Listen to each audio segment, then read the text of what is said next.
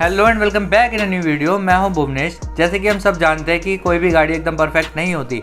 हर गाड़ी में कुछ ना कुछ नेगेटिव और कुछ ना कुछ पॉजिटिव चीज़ें भी होती हैं, या बोल सकते हैं हर गाड़ी के कुछ प्रॉन्स या कुछ कॉन्स भी होते हैं। तो आज हम इस वीडियो में बात करने वाले हैं मारुति की एक पॉपुलर एसयूवी फ्रॉन्क्स के कुछ पॉजिटिव और कुछ नेगेटिव्स के बारे में, ताकि आपको ये पता लग जाए कि क्या आपको फ्रॉन्क्स लेनी चाहिए अपने लिए या नहीं। तो चलिए वीडियो को शुरू करते हैं अपने इंट्रो के साथ।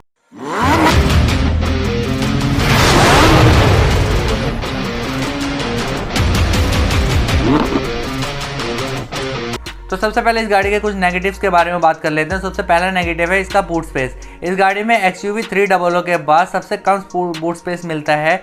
XUV 300 में आपको 250 लीटर का बूट स्पेस मिल जाता है, वहीं फ्रॉन्क्स में आपको 308 लीटर 308 लीटर्स का बूट स्पेस मिलता है, जो कि सेगमेंट में दूसरे नंबर का सबसे कम बूट स्पेस है।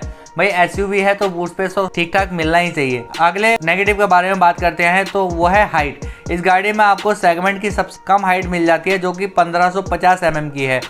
इसकी हाइट कम होने का सीधा इम्पैक्ट इसके कैबिन पर पड़ता है, और इसकी हाइट कम होने की वजह से ये गाड़ी थोड़ी सी कम स्पोर्टी लुक भी देती है, और हाइट कम होने की वजह से ये एसयूवी लुक थोड़ा सा कम देती है। अगले नेगेटिव की बात करते हैं तो वो है टर्बो परफॉर्मेंस।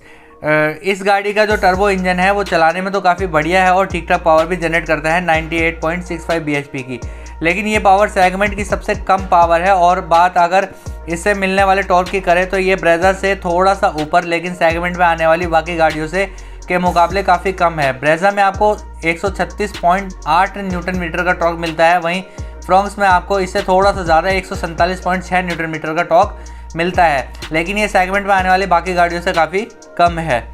बढ़ते हैं अगले नेगेटिव की तरफ। तो फोर्थ नेगेटिव है ग्राउंड क्लियरेंस। भाई ग्राउंड क्लियरेंस के मामले में ये गाड़ी सेकंड लास्ट नंबर पे आती है। इस गाड़ी में आपको 190 mm का ग्राउंड क्लियरेंस मिल जाता है। इंडियन रोड्स के हिसाब से ये ग्राउंड क्लियरेंस अच्छी खासी है, लेकिन बात यहाँ सेगमेंट की हो रही है तो कंपैरेटिवली बाकी एसयूवी से ये सबसे कम है। सबसे कम एसयूवी के ग्राउंड क्लियरेंस के बारे में तो वो कौन सी गाड़ी का है, ये आप लोग कमेंट में ज़रूर बताना। बढ़ते हैं अगले नेगेटिव के बारे में। तो अगला फिफ्थ नेगेटिव है इसका इंजन ऑप्शन। लगभग सेगमेंट की सभी गाड़ियां जो हैं पेट्रोल के अलावा डीजल या CNG ऑप्शन के साथ आती है, लेकिन फ्रॉन्क जो है सिर्फ पेट्रोल इंजन ऑप्शन के साथ आती है मार्केट में। ना तो इसमें डीजल इंजन देखने को मिलता है और ना ही इसमें CNG ऑप्शन देखने को मिलता है। हालांकि मारुति ने अब डिक्लेयर तो कर ही दिया कि वो सिर्फ पेट्रोल इंजन पे ही फोकस करने वाले, सिर्फ पेट्रोल इंजन ही बनाने वाले, डीजल उन्होंने बिल्कुल बंद कर दिया है। तो चलिए आगे बढ़ते हैं और बात करते हैं सिक्स्थ नेगेटिव के बारे में। तो इस गाड़ी में सिक्स्थ नेगेटिव है वो है टॉर्क कन्वर्टर। इस गाड़ी में जो ऑटोमेटिक ट्रांसमिशन मिलता है वो टॉर्क कन्वर्टर के साथ आता है, लेकिन सेगमेंट की बाकी सभी गाड़ियाँ इससे बेहतर और एडवांस ऑटोमेटिक के साथ आती हैं, मतलब CVT और DCT के साथ देखने को मिल जाती हैं। CVT और DCT जो है वो काफ़ी एडवांस है, जो AMT इसमें मिलता है या टॉर्क कन्वर्टर इसमें मिलता है। और टॉर्क कन्वर्टर बेहतर तो है लेकिन काफ़ी बेसिक है, और CVT टॉर्क कन्वर्टर से ज़्यादा एडवांस है, और नेक्सॉन में मिलने वाला DCT सबसे एडवांस है। बढ़ते हैं अगले नेगेटिव के साथ। तो वो है सेवंथ नेगेटिव है वारंटी ऑफर। फ्रॉन्क्स में आपको सेगमेंट का सबसे कम वारंटी ऑफर मिलता है। फ्रॉन्क्स में आपको मारुति अप टू 2 ईयर्स या 40,000 किलोमीटर की वारंटी देती है, और ये सिर्फ फ्रॉन्क के साथ ही नहीं है, बाकी सभी गाड़ियों में भी मारुति वारंटी ऑफर काफ़ी कम दे रही है।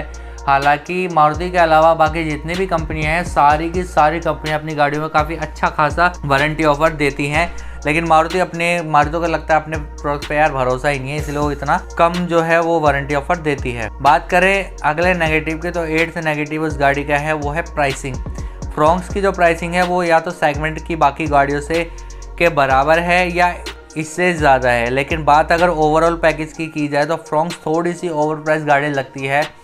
कहने का मतलब है फ्रॉन्क्स का जो डायरेक्ट कंपटीशन है या कंपैरिजन है वो निसान की मैग्नाइट से और रेनो की काइगर से है, लेकिन अगर बात प्राइसिंग के करें तो भाई सीधा टक्कर ये नेक्सॉन और SUV के प्राइसेस को देती है। कहीं ना कहीं उनसे भी ज़्यादा इसकी प्राइस देखने को मिलती है, इसलिए इसका डायरेक्ट कंपटीशन जो है, डायरेक्ट कंपैरिजन नेक्सॉन और XUV 300 से किया जाता है। क्योंकि प्राइसिंग की बात करें, हालांकि नेक्सॉन और XUV जो है इससे एक सेगमेंट ऊपर की गाड़ियाँ हैं, लेकिन फिर भी इसकी प्राइसिंग कहीं ना कहीं ओवर लगती है, इस वजह से ये इसके नेगेटिव में जाता है। तो ये तो थे कुछ नेगेटिव्स जो फ्रॉन्क्स में मिलते हैं। अब बात कर लेते हैं इस पॉजिटिव चीज़ों के बारे में जो फ्रॉन्क्स में मिल जाती हैं। सबसे पहला पॉजिटिव है स्पेशियस एंड साइलेंट कैबिन। जैसे कि हम जानते हैं कि मारुति हमेशा से ही अपनी सभी गाड़ियों के कैबिन को साइलेंट और स्पेशियस बनाती है, तो यहाँ भी मारुति ने वही किया है। इसमें आपको काफ़ी साइलेंट कैबिन मिलता है और स्पेस भी ठीक ठाक मिल जाता है। इस गाड़ी में रियर सीट्स पे 3 एडल्ट्स नॉर्मल हेल्थ के आराम से कंफर्टेबली बैठ सकते हैं, कुछ वही 150-200 किलोमीटर के डिस्टेंस तक। हाँ, अगर बात 500 किलोमीटर की आती है तो वहाँ थोड़ी सी प्रॉब्लम उनको हो सकती है। बढ़ते हैं अगले पॉजिटिव की तरफ। तो सेकंड पॉजिटिव है इसका माइलेज। मारुति ने वही माइलेज के लिए सब कुछ त्याग दिया, जैसा कि हम सबको पता ही है। और फ्रॉन्क्स में मिलने वाले दोनों ही पेट्रोल इंजन काफ़ी शानदार हैं और सेगमेंट में मिलने वाली सबसे ज़्यादा माइलेज भी इन्हीं दोनों पेट्रोल इंजन से मिलती है। इसका 1.2 लीटर का पेट्रोल इंजन जो है उसका मैनुअल ट्रांसमिशन 21.79 किलोमीटर पर लीटर की माइलेज और AMT 22.89 किलोमीटर पर लीटर की माइलेज देता है। वहीं इसका जो टर्बो पेट्रोल इंजन है, जो 1 लीटर का 3 सिलेंडर टर्बो पेट्रोल इंजन है, वो उसका मैनुअल ट्रांसमिशन आपको 21.5 किलोमीटर पर लीटर का माइलेज और इसका जो ऑटोमेटिक टॉर्क कन्वर्टर है वो आपको 20.01 किलोमीटर पर लीटर की माइलेज देता है। अब आगे बढ़ते हैं अगले पॉजिटिव की तरफ। तो थर्ड पॉजिटिव है ride and handling quality. Maruti अपनी हर गाड़ी को इतना ज़्यादा कंफर्टेबल बनाती है कि गाड़ी को चलाना काफ़ी आरामदायक हो जाता है और वही काम मारुति ने फ्रॉन्क्स में भी किया है। इसका गियर शिफ्टिंग काफ़ी स्मूथ है, इसका क्लच काफ़ी सॉफ्ट प्रेस होता है।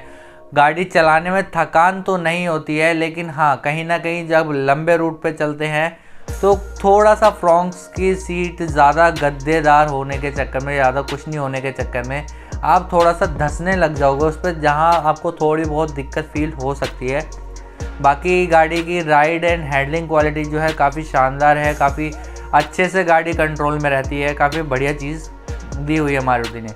बढ़ते हैं अगले पॉजिटिव की तरफ। तो फोर्थ पॉजिटिव है इसका टर्निंग रेडियस। फ्रॉन्क्स का साइज़ थोड़ा छोटा होने का एक जहाँ थोड़ा सा ड्रॉबैक भी है, वहीं एक फ़ायदा भी है कि ये कहीं से भी आसानी से निकल जाती है और इसका टर्निंग रेडियस जो है वो 4.9 मीटर का है, जिससे काफ़ी कम स्पेस में घूम भी जाती है और आराम से इसे निकाल लिया जाता है। मतलब ट्रैफिक अगर जहाँ पे ज़्यादा है तो थोड़ी सी बड़े साइज़ की गाड़ी को हैंडल करने में थोड़ा सा प्रॉब्लम होता ही है, लेकिन फ्रॉन्क्स के साथ ऐसा नहीं है। इसका साइज़ थोड़ा सा कॉम्पैक्ट होने के चक्कर में और बाकी गाड़ियों थोड़ी सी छोटी जब ये दिखती है ना, तो इसको दिखने सिर्फ ये दिखती नहीं है, इसके फ़ायदे भी है कि आप ट्रैफिक में इसको ईजिली इधर से उधर निकाल सकते हो। दूसरी बात, इसका टर्निंग रेडियस भी 4.9 मीटर, मतलब लगभग 5 मीटर की रेडियस में ये पूरी की पूरी गाड़ी मुड़ जाएगी, तो काफ़ी अच्छी बात है। आगे बढ़ते हैं फिफ्थ पॉजिटिव की तरफ। तो वो है इसका इंजन।